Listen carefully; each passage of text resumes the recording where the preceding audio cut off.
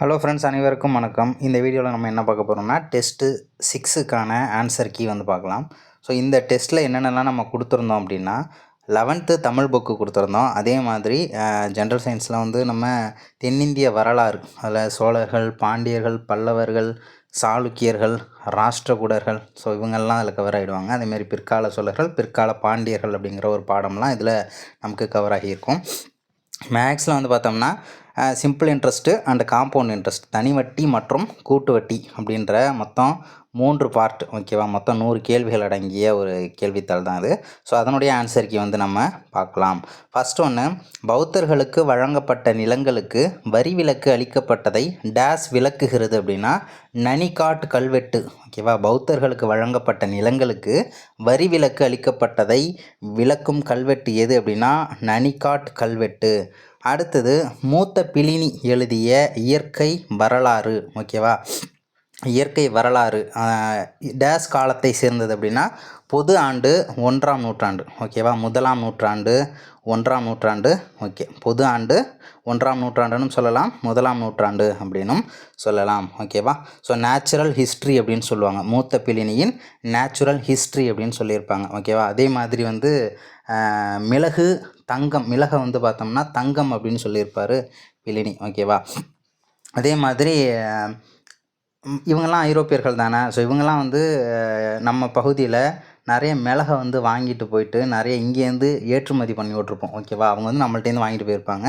So உங்கள்கிட்டேருந்து நாங்கள் மிளகை வாங்கி வாங்கி எங்களோட செல்வமே அழிஞ்சு போயிடுச்சு அப்படின்னு சொல்லிட்டு ரொம்ப ஆதங்கப்பட்டவர் யார் அப்படின்னு கேட்டாலும் இவர் தான், மூத்த பிளினி தான். மிளகு வணிகத்தை பற்றி கூறியவர் யார் அப்படின்னு கேட்டாலும் மூத்த பிளினி. ஸோ அடுத்தது, வெண்ணி போர்க்களத்தில் சேரரையும் பாண்டியரையும் அவர்களுக்கு உதவிய 11 வேளிர் குல தலைவர்களையும் வெற்றி கொண்டவர் யார் அப்படின்னா கரிகாலன், ஓகேவா. வெண்ணி போர்க்களம் யார் அப்படின்னா கரிகால சோழன், ஓகேவா. யாராருக்கு அகென்ஸ்டாக இருந்திருக்காருன்னா, ஸோ இவர் வந்து சோழர், அப்போது அகென்ஸ்டாக இருந்தது சேரர்களுக்கும் பாண்டியர்களுக்கும் அகென்ஸ்டாக இருந்திருப்பார். அதே மாதிரி 11 வேளிர் குல தலைவர்களுக்கும் அகென்ஸ்டாக வந்து இந்த போர் அப்படின்றது நடந்திருக்கும், கரிகாலன், ஓகேவா. ஸோ அடுத்தது வந்து பார்த்தோம்னா 8 சேர அரசர்கள் குறித்தும் அவர்கள் ஆண்ட பகுதிகள் குறித்தும் பேசும் நூல் எது அப்படின்னா பதிற்றுப்பத்து, ஓகேவா. ரொம்ப முக்கியமான ஒரு கேள்வி.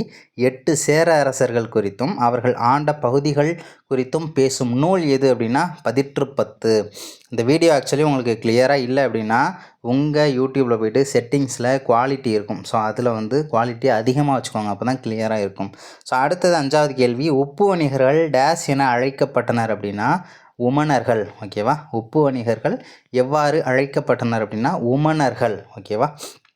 அடுத்தது, சங்கரப்பாடியார்னா எண்ணெய் விற்பவர்களை சொல்லுவாங்க. சங்கரப்பாடியார் அப்படின்னா எண்ணெய் விற்பவர்கள். சாத்து அப்படின்னா அது ஒரு வணிக குழு, ஓகேவா. சாத்து அப்படின்னா அது ஒரு வணிக குழு. அடுத்தது, ஆதிச்சநல்லூரில் 1876ஆம் ஆண்டு யாரால் அகழாய்வு நடத்தப்பட்டது அப்படின்னா ஜாஹோர் அப்படிங்கிறவர்னால நடத்தப்பட்டிருக்கு. அடுத்தது, அலெக்சாண்டர் ரீ அப்படிங்கிறவர் நடத்தியிருப்பார். ஆனால் 1876 அகழாய்வு நடத்தினது யார் அப்படின்னா ஜாஹோர் அப்படிங்கிறவர் தான், ஓகேவா. ஸோ அடுத்தது 7வது கேள்வி, காஹா சப்தசதி என்ற நூலை இயற்றியவர் யார்? காஹா சப்தசதி என்ற நூலை இயற்றியவர் யார்? இது காஹா சப்தசதிங்கிறது 700 காதல் பாடல்களை கொண்ட ஒரு நூல், ஓகேவா. 700 பாடல்களை கொண்ட, காதல் பாடல்களை கொண்ட ஒரு நூல் தான் இந்த காஹா சப்தசதி. எழுதியவர் ஹாலா, அப்படி தான் அவர் தான் எழுதியிருக்கார், அவருடைய பேர் ஹாலா, ஓகேவா.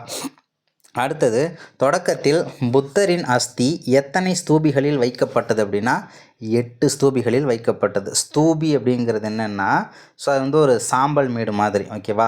அரைக்கோள வடிவமுள்ள ஒரு அமைப்பில் இருக்கும் இந்த ஸ்தூபி, ஓகேவா. ஸ்தூபியின் வடிவம் அப்படின்னு கேட்டாங்கன்னா அரைக்கோள வடிவம். இந்த அரைக்கோள வடிவமுள்ள ஸ்தூபி எதனை குறிக்கிறது அப்படின்னு கேட்டாங்கன்னா பேரண்டத்தை குறிக்கிறது. புத்தரின் அஸ்தி 8 ஸ்தூபிகளில் வைக்கப்பட்டது, ஓகேவா. ஒரு கேள்வியில் 5 டேட்டா தெரிஞ்சுக்கணும், ஓகேவா. ஸோ அடுத்தது, தென்னிந்தியாவில் அரசியல் நிலை குறித்த முதல் சித்திரத்தை டேஸ் வழங்குகிறது அப்படின்னா ஸோ அசோகருடைய கல்வெட்டு தான் தென்னிந்தியாவில் அரசியல் நிலை குறித்த முதல் சித்திரத்தை வழங்கும் ஒரு கல்வெட்டாக உள்ளது. ஸோ அடுத்தது பாருங்கள், 10வது கேள்வி ஓகேவா. ராஜராஜ சோழன் தன் மகனுடன் சேர்ந்து எத்தனை ஆண்டுகள் கூட்டாக ஆட்சி செய்தார் அப்படின்னா, அப்பாவும் பையனும் சேர்ந்து ராஜராஜ சோழனும் முதலாம் ராஜேந்திர சோழனும் சேர்ந்து 2 வருஷம் கூட்டாக ஆட்சி பண்ணியிருப்பாங்க. ரொம்ப முக்கியமான ஒரு கேள்வி. ஸோ அடுத்தது, சாளுக்கியரின் தலைநகரிலிருந்து கொண்டு வரப்பட்ட துவாரபாலகர் சிலை டேஸ் கோவிலில் உள்ளது. கல்யாணிங்கிற ஒரு பகுதி சாளுக்கியர்களுடைய தலைநகரமாக இருக்கும். ஸோ அந்த பகுதிக்கு போயிட்டு என்ன பண்ணியிருப்பாங்க, ஒரு போர் ஒன்று நடந்திருக்கும் ஓகேவா. ஸோ அப்போது துவாரபாலகர் சிலை அங்கிருந்து நம்ம சைடுக்கு கொண்டு வந்திருப்பாங்க. ஸோ அதை கொண்டுட்டு வந்தது யார் அப்படின்னாலும், ஸோ வந்து நமக்கு தாராசுரம் கோயிலில் அந்த துவாரபாலகர் சிலை வந்து இருக்குது. கொண்டுட்டு வந்தது யாருன்னா 2ஆம் ராஜராஜன் ஓகேவா. 2ஆம் ராஜராஜன். சாளுக்கியர்களின் தலைநகரமான கல்யாணியிலிருந்து கொண்டு வரப்பட்ட துவாரபாலகர் சிலை எந்த கோவிலில் உள்ளது? தாராசுரம் கோவில். தாராசுரம் கோவில் யாரால் கட்டப்பட்டது? 2ஆம் ராஜராஜன். அந்த துவாரபாலகர் சிலை அங்கேருந்து கொண்டுட்டு வந்ததும் யார் தான்? அதுவும் 2ஆம் ராஜராஜன். ஸோ அடுத்தது, தம்பிரான் தோழன் என்பதன் பொருள் என்ன அப்படின்னா, கடவுளின் நண்பன் ஓகேவா. இங்கே சோழர்கள்லாம் ஆட்சி பண்ணும்போது அரசர்கள் தங்களை வந்து தம்பிரான் தோழன் என பெருமையோடு அழைத்து கொண்டனர். தம்பிரான் தோழன் என்பதன் அர்த்தம் என்ன அப்படின்னா, கடவுளின் நண்பன் அப்படிங்கிறது அர்த்தம். ஸோ அடுத்தது, முதலாம் ராஜராஜனின் ஆட்சியில் மாமல்லபுரம், மகாபலிபுரம்னு நீங்கள் சொல்கிறோம் இல்லையா, மாமல்லபுரம் டேஸ் என்ற குழுவால் நிர்வகிக்கப்பட்டது. மாநகரம் என்ற குழுவால் நிர்வகிக்கப்பட்டது. இது வந்து ரிப்பீட்டட் கொஸ்டின் பார்த்துக்கோங்க. மாநகரம் என்ற குழுவால் நிர்வகிக்கப்பட்டது. ஸோ அடுத்தது, நில அளவீட்டு பணியில் ஈடுபட்டவர்கள் டேஸ் என குறிப்பிடப்பட்டார்கள். நாடு வகை செய்கிற ஓகேவா. நில அளவீட்டு பணியில் இருந்திருப்பாங்கள்ல. ஸோ தென்னிந்திய கவர்மெண்ட் இருக்கும்போது சர்வேயராக இருந்திருப்பாங்கள்ல. ஸோ அவங்கள எப்படி சொல்லியிருக்காங்க அப்படின்னா, நாடு வகை செய்கிற. ஆக்சுவலி நிறைய பேர் அனைத்தும் போடுறதுக்கான வாய்ப்பு அதிகம், இருந்தாலும் ஆன்சரு நாடு வகை செய்கிற. ஸோ அடுத்தது 15வது கேள்வி. ஒரு களம் என்பது 28 கிலோ ஓகேவா. ஒரு களம் அப்படின்றது சோழர்களுடைய காலத்தில் 28 கிலோவை தான் ஒரு களம் அப்படின்னு சொல்லுவாங்க. ரொம்ப முக்கியமான ஒரு டேட்டா ஓகேவா. அடுத்தது என்ன அப்படின்னா, 28ங்கிறது வேறு எது கூட சொல்லலாம் அப்படின்னா, இந்திர விழா எத்தனை நாள் நடக்கும் அப்படின்னு கேட்டாங்கன்னா, அதுவும் 28 நாள் நடக்கும். ஒரு களம்ங்கிறது 28 கிலோ தெரிஞ்சுக்கோங்க. ஸோ அடுத்தது வந்து பார்த்தோம்னா, ஒரு வேலிக்கு வந்து எத்தனை வாங்கினாங்கன்னா 100 களம் வாங்குவாங்களாம் ஓகேவா. அதையும் கொடுத்துருப்பாங்க.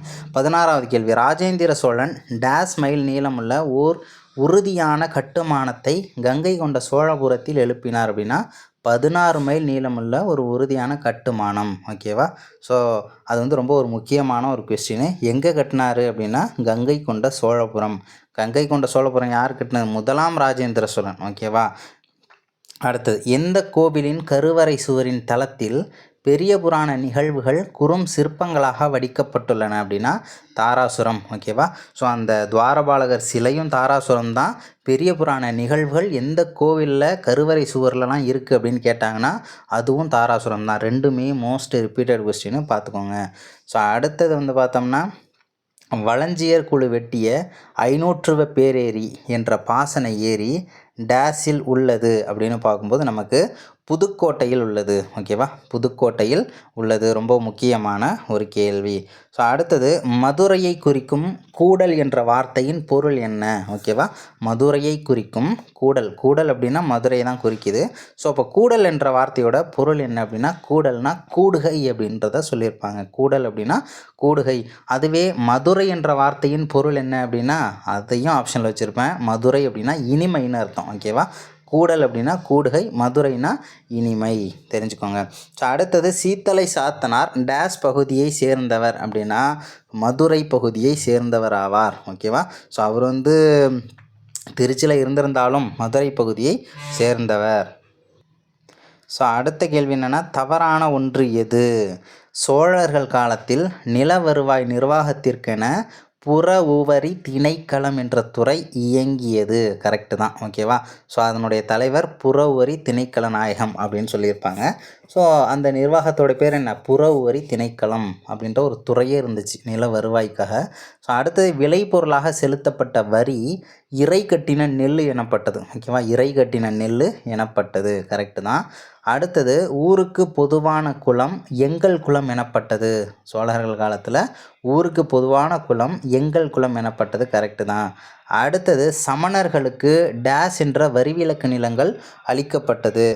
ஓகேவா. சமணர்களுக்கு தேவதானம் என்ற வரிவிலக்கு நிலங்கள் அளிக்கப்பட்டது அப்படின்றது தப்பு. ஏன்னா தேவதானம் அப்படிங்கிறது கோவிலுக்கு கொடுக்கறது. ஓகேவா. கோவிலுக்காக கொடுக்கக்கூடிய வரிவிலக்கு நிலங்கள் தான் தேவதானம்னு சொல்லுவாங்க. சமணர்களுக்குன்னு கேட்டாங்கன்னா பள்ளிச்சந்தம் அப்படின்னு சொல்லுவாங்க. சமணர்களுக்கு கொடுக்கப்பட்ட வரிவிலக்கு நிலங்களை பள்ளிச்சந்தம் அப்படின்னு சொல்லுவாங்க. ஸோ அடுத்தது அரிகேசரியை சமண மதத்திலிருந்து சைவ மதத்திற்கு மாற்றியவர் யார்? ஓகேவா. சம்பந்தர். திருஞான சம்பந்தர். சம்பந்தம் போட போகும்போது கேசரியெல்லாம் கொடுப்பாங்க அப்படின்னு ஞாபகம் வச்சுக்கலாம். அரிகேசரியை சமணம் டு சைவத்துக்கு மாற்றினது யார் அப்படின்னா சம்பந்தர். இந்த அரிகேசரி மாரவர்மன்னு சொல்லுவாங்க. ஓகேவா. அவருக்கு இன்னொரு பேர் இருக்குது, கூன் பாண்டியன். இந்த சம்பந்தர் சமண மதத்திலேருந்து சைவ மதத்திற்கு அரிகேசரியை மாற்றினதுக்கப்புறம் சமணர்கள் மேலே அவருக்கு வெறுப்பு வந்துடும். அதனால் சமணர்களை கழுவேற்றியவர் யார் அப்படின்னு கேட்டாங்கன்னா அதுவும் அரிகேசரி மாரவர்மன் அல்லது கூன் பாண்டியன். 2 பேருமே ஒரே ஆள் தான். ஸோ அடுத்தது வெனிஸ் நாட்டு பயணி மார்கோ போலோ காயலுக்கு டேஸ் முறை சென்றுள்ளார் அப்படின்னா 2 முறை சென்றுள்ளார். ஓகேவா. 2 முறை சென்றுள்ளார். ஸோ அடுத்தது பாருங்கள் 24வது கேள்வி. டெல்லி சுல்தானிய ஆட்சியாளர் அலாவுதீன் கில்ஜியிடம் அடைக்கலம் கோரிய பாண்டிய மன்னன் யார் அப்படின்னா சுந்தர பாண்டியன். ஓகேவா. ஸோ மாரவர்மன் குலசேகரனுக்கு 2 பசங்க, வீரபாண்டியன் சுந்தரபாண்டியன். வீரபாண்டியன் ஆட்சியை ஆக்சுவலி ஆட்சியில் இருந்திருப்பார். அவங்க குலசேகரனோட ஆசையும் பார்த்தோம்னா வீரபாண்டியன் ஆட்சி பண்ணணும்னு. அப்போ வீரபாண்டியனுக்கும் சுந்தரபாண்டியனுக்கும் சண்டை.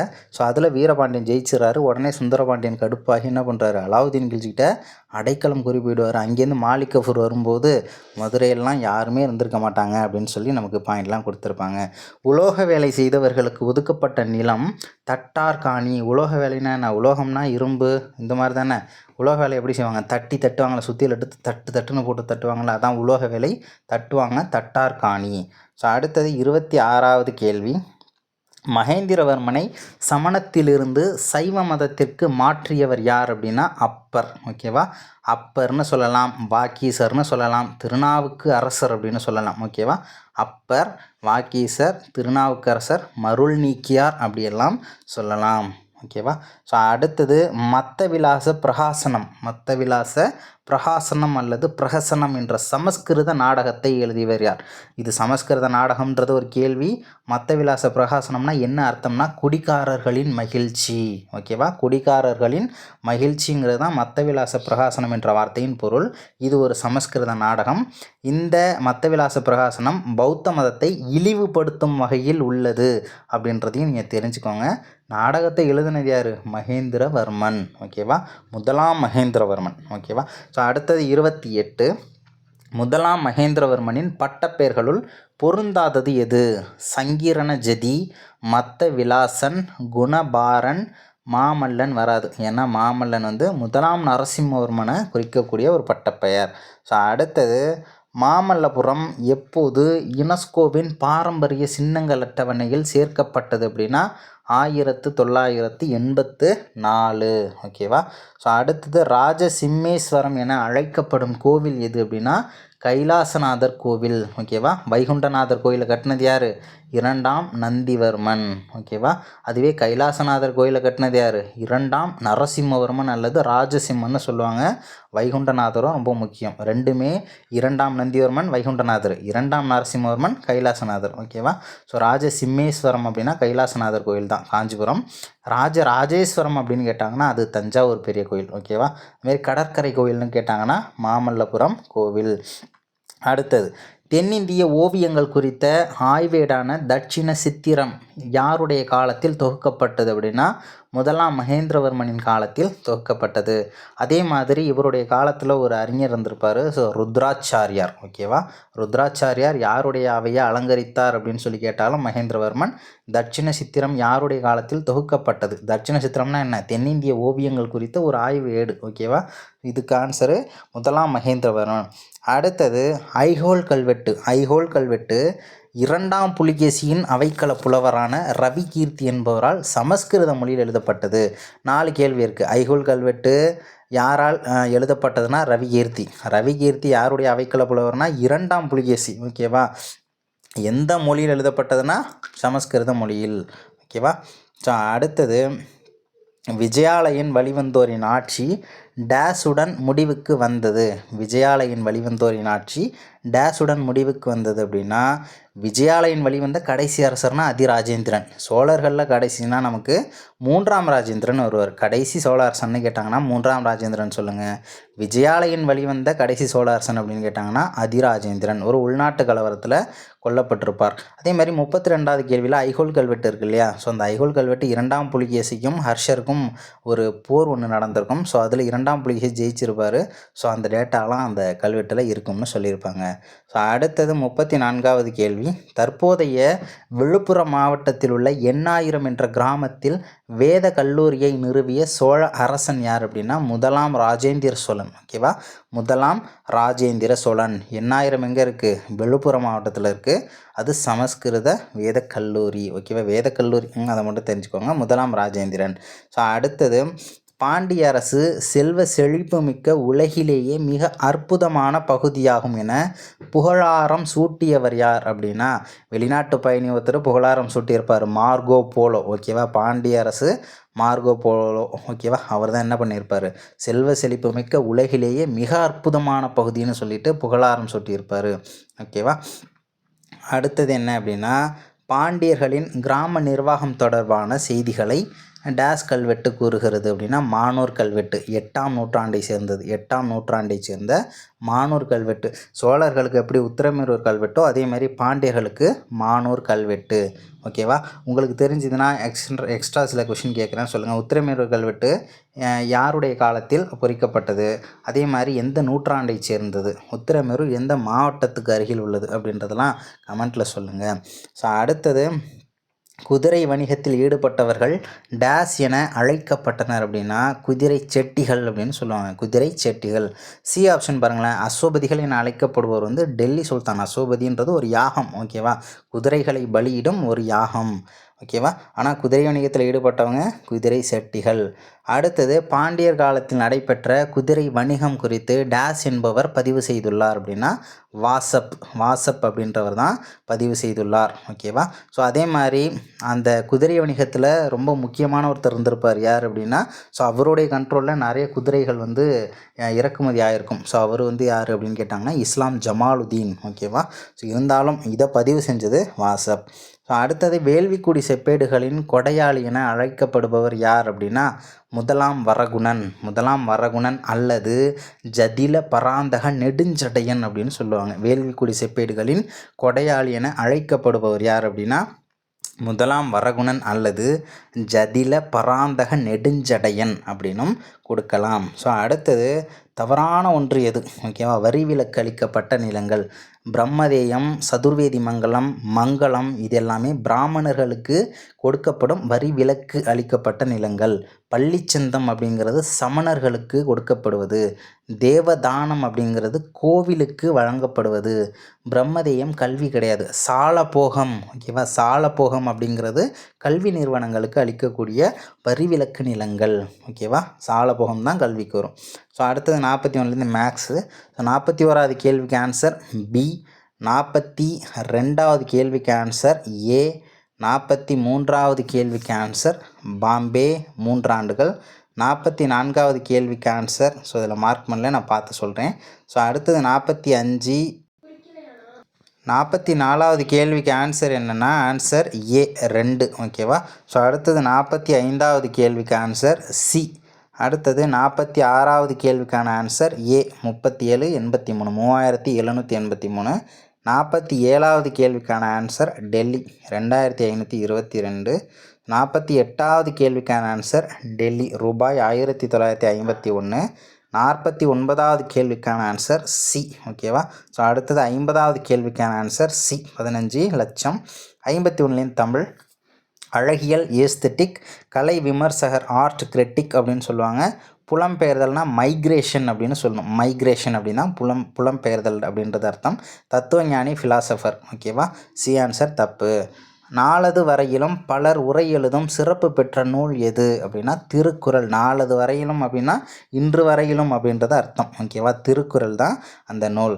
அடுத்தது மலைமிசை தோன்றும் மதியம் போல் யானை குடைமிசை அப்படின்னு சொல்லிட்டு ஒரு பாடல். அது எந்த நூலில் இடம்பெற்றுள்ளது அப்படின்னா நாலடியார். ஓகேவா, நாலடியார் அப்படின்றத மறந்துடாதீங்க. ஸோ அடுத்தது என்னென்னா தவறான இணையது. 54வது கேள்வி தவறான இணையது. களிம்பு அப்படின்னா ஆயின்மெண்ட், அனுப்புகைனா டிஸ்பேட்சு, நல்கை அல்லது மானியம் சப்சிடி அப்படின்னு சொல்லுவாங்க. டி ஆப்ஷன் பிழைனா பக்குன்னு அர்த்தம். பக்கு பியூஜி பக்குனா பிழைன்னு அர்த்தம், இஷ்யூ வராது. 55வது கேள்வி நாலாங்குழி ஆட்டம் என்பதன் ஆங்கில மொழிபெயர்ப்பு என்ன அப்படின்னா நமக்கு கேரம். ஓகேவா, கேரம்னா நாலாங்குழி ஆட்டம். 4 பக்கம் குழி இருக்கிறதுனால அப்படி சொல்கிறாங்க. அடுத்தது 56வது கேள்வி பாரதிதாசனால் எந்த ஆண்டு புரட்சிக்கவி எழுதப்பட்டது அப்படின்னா 1937 பில்கணியம் அப்படிங்கிற ஒரு நூலை தழுவி எழுதப்பட்ட நூல் தான் புரட்சிக்கவி. அடுத்தது 57 தவறான இணையது. கனிகள்னா உலோகங்கள், மீட்சினா விடுதலை, நவைனா குற்றம். ஓகேவா, படினா உலகம்னு அர்த்தம். படி அப்படின்னா உரைத்தல் கிடையாது, படினா உலகம். அடுத்தது வாழ்வினில் செம்மையை செய்பவள் நீயே என்ற பாரதிதாசனின் பாடலை டேஸ் அரசு தமிழ்தாய் வாழ்த்தாக ஏற்றுக்கொண்டுள்ளது அப்படின்னா பாண்டிச்சேரி புதுவை அரசு தான். ஓகேவா, ஸோ அடுத்தது பார்த்தோம்னா நல்லதொரு குடும்பம் பல்கலைக்கழகம் என கூறியவர் யார், என பாடியவர் யார் அப்படின்னா பாரதிதாசன். அடுத்தது வீட்டுக்கு உயிர் வேலி வீதிக்கு விளக்கு தூண் என்ற பாடலை பாடியவர் தாராபாரதி. ஓகேவா, அடுத்தது சிறு தலைப்பு நூற்பகுதியின் பெரும் கூட்டுத்தொடர் முதலிய இடங்களில் முக்கார் புள்ளி வருதல் வேண்டும். அடுத்தது சுதந்திரம் தருகிற மகிழ்ச்சியை காட்டிலும் சுகம் தரும் உணர்ச்சியும் வேறுண்டோ என்ற பாடல் வரிகளை இயற்றியவர் யார் அப்படின்னா நாமக்கல் கவிஞர். அடுத்தது 63. ஓகேவா, ஸோ 63வது கேள்வி வீடு கூட்டல் இல்லை வீடில்லை. ஓகேவா, அடுத்தது தவறான இணையது. செங்கயல் செம்மை கூட்டல் கயல். கயல்னால் மீன் சொல்லுவாங்க, மீன் போன்ற கண்ணை தான் அப்படி சொல்லுவாங்க. ஓகேவா, பண்புத்தொகை. அடுத்தது மஞ்சையும் கொண்டலும் வெளிப்படையாக வந்திருக்கு எண்ணும்மை. ஆடுகம் தன்மை பன்மை வினைமுற்று. அகில் புகை அப்படிங்கிறது அகிலினது புகைன்னு வரும். ஓகேவா, 6. அடுத்தது 65வது கேள்வி ஐங்குறுநூறு என்ற சொல்லை பிரித்து எழுதினோம்னா 5 கூட்டல் குறுமை கூட்டல் 100. அடுத்தது தவறான இணையது. இனக்குழு ரூட்வேர்ட் டிக்ஷனரி அப்படின்றது நமக்கு வராது. ஓகேவா, பின்னொட்டு அப்படின்னா சஃபிக்ஸு, முன்னொட்டுனா ப்ரிஃபிக்ஸு, பண்பாட்டு கூறுகள் அப்படின்னா கல்ச்சுரல் எலமெண்ட்டு, இனக்குழுனா எத்னிக் குரூப் அப்படின்னு வரும், எத்னிக் குரூப். ரூட்வேர்டு டிக்ஷனரினா வேர் சொல் அகராதி. அடுத்தது நிலைமொழியீற்றின் இறுதி எழுத்து மெய்யெழுத்தாக நிற்க வருமொழியின் முதலாக வரும் உயிரெழுத்துடன் மெய்யெழுத்துடனும் சேரும் புணர்ச்சியை மெய்யீற்று புணர்ச்சி என்பர். அடுத்தது செந்தமிழ் செம்மல் என சிறப்பு பெயர் பெற்றவர் யார் அப்படின்னா ஜியு போப். செந்தமிழ் செம்மல் அப்படின்னு சொல்லுவாங்க. ஸோ அடுத்தது தவறான இணை எது. கல்விக்குழு எஜுகேஷன் கமிட்டி, மன ஆற்றல் மென்டல் எபிலிட்டி, மதிப்பு கல்வி வேல்யூ எஜுகேஷன், செம்மொழினா கிளாசிக்கல் லாங்குவேஜ்னு சொல்லுவாங்க. ஓகேவா, நேஷ்னல் லாங்குவேஜ்னால் தேசிய மொழி, செம்மொழினா கிளாசிக்கல் லாங்குவேஜ். ஸோ அடுத்தது ஜியு போப் எந்த மொழியில் எழுதப்பெற்றிருந்த தமிழ்நாட்டு வரலாற்றை தமிழில் எழுதி பதிப்பித்தார் அப்படின்னா ஆங்கில மொழியில் எழுதப்பட்டிருந்த தமிழ்நாட்டின் வரலாற்றை தமிழில் எழுதி பதிப்பித்தார். அடுத்தது 71 ஜியு போப்போட காலம் 1820 1908 வரைக்கும். அடுத்தது 72வது கேள்வி சீரிய நெற்றி எங்கே சிவந்த நல் இதழ்கள் எங்கே என்ற பாடல் வரியை இயற்றியவர் யார் அப்படின்னா கண்ணதாசன். ஓகேவா, கண்ணதாசன். அடுத்தது இதய ஒளி மற்றும் கம்பர் யார் என்ற நூல்களை இயற்றியவர் யார் அப்படின்னா டி.கே. சிதம்பரநாதர். ஓகேவா, டிகேசி. நோய் நாடி நோய் முதல் நாடி அது தணிக்கும் வாய் நாடி வாய்ப்பச் செயல் என்ற குறளில் இடம்பெற்றுள்ள அணி சொற்பொருள் பின்வரும் நிலையணி. டிகேசியின் வீட்டுக்கூடத்தில் ஞாயிறுதோறும் மாலை 5 மணிக்கு கூடிய கூட்டம் இலக்கியம் பற்றி பேசியது. அவ்வமைப்பை எப்படி சொல்லுவாங்க, வட்டத்தொட்டி என்னும் பெயர் பெற்றது அப்படின்றதையும் சொல்லியிருக்காங்க. ஓகேவா, இலக்கியம் ஃபுல்லாகவே நமக்கு கொஸ்டின் தான் அது. 76 இரவென்னும் ஏமாப்பில் தோணி கரவென்னும் பார்த்தாக்க பக்கு விடும் என்ற குறளில் இடம்பெற்றுள்ள அணி உருவக அணி. ஓகேவா, உருவக அணி. அடுத்தது 77 தவறான இணையது. பிழைனா பக்கு, மானியம் சப்சிடி. ஓகேவா, சப்சிடி சன்சிடியில் சப்சிடி. சுற்றறிக்கை சர்க்குலர், திறன் பேசினா ஸ்மார்ட் ஃபோன், மொபைல் ஃபோன் கிடையாது. ஓகேவா. அடுத்தது பெண்ணடிமை தீர் மட்டும் பேசும் திருநாட்டில் மண்ணடிமை தீர்ந்து வருதல். ஓகேவா என்ற பாடல் வரியை இயற்றியவர் யார் அப்படின்னா பாரதிதாசன். ஓகேவா, பாரதிதாசன். அடுத்தது, எத்தனை உயரம் இமயமலை, அதில் இன்னொரு சிகரம் உன்னது தலை என்ற பாடல் வரிகளை இயற்றியவர் யார் அப்படின்னா தாராபாரதி. தாராபாரதியோட இயற்பெயர் என்ன? ராதாகிருஷ்ணன். ராதா. ஓகேவா. அடுத்தது, ஜனப்பிரளயம் என்னும் வடமொழி சொல்லுக்குரிய தமிழ் சொல் எது அப்படின்னா மக்கள் வெள்ளம். அடுத்தது 81, ஆக்கப்பெயர் விகுதி பெறாத சொல் எது அப்படின்னா ஆசிரியர். அடுத்தது, நிலம் தரும் துயர்களை நிமிர்ந்து நின்று எதிர்த்திட நிச்சயம் சுதந்திரம் அது வேண்டும் என்ற பாடல் வரிகளை இயற்றியவர் யாருன்னா நாமக்கல் கவிஞர். நாமக்கல் கவிஞர், காந்திய கவிஞர் அப்படின்லாம் சொல்லுவாங்க. என் கதை, சங்கொலி இதெல்லாமே அவருடைய நூல்கள் தான். மலைக்கல்லன். அடுத்தது, தவறான இணை எது? சமத்துவம், ஈக்குவாலிட்டி. தொழிற்சங்கம், ஃபேக்ட்ரி வராது. ஓகேவா. அடுத்தது, பட்டிமன்றம், டிபேட் தான். பன்முக ஆளுமை, மல்டிபிள் பர்சனாலிட்டி அப்படிங்கிறது வந்துடும். அடுத்தது, தொடர்நிலை தொடர்களிலும் ஒரு சொல்லுக்கு வேறுபட்ட பொருள் கூறும் இடங்களிலும் அரைப்புள்ளி வருதல் வேண்டும். ஓகேவா, அரைப்புள்ளி. அடுத்தது, பல்வேறு வகையான நிறுத்தக்குறிகளை நமக்கு அறிமுகப்படுத்தி எவ்விடங்களில் அவற்றை பயன்படுத்த வேண்டும் என விரும்பியவர்கள் யார் அப்படின்னா ஐரோப்பியர்கள். அடுத்தது, தவறான இணை எது? மாண்பு, ஹானர். ஆன்மா, சோல். மாயைனா இல்யூஷன். துன்பம்னா விஸ்டம் கிடையாது, ட்ராஜடி அப்படின்னு வரணும். அடுத்தது, வியப்புக்குறி வியப்பிடை சொல்லுக்கும் பின்பும் நேர்கூற்று வியப்பு தொடர் இறுதியிலும் அடுக்கு சொற்களின் பின்னும் வியப்புக்குறி வருதல் வேண்டும்.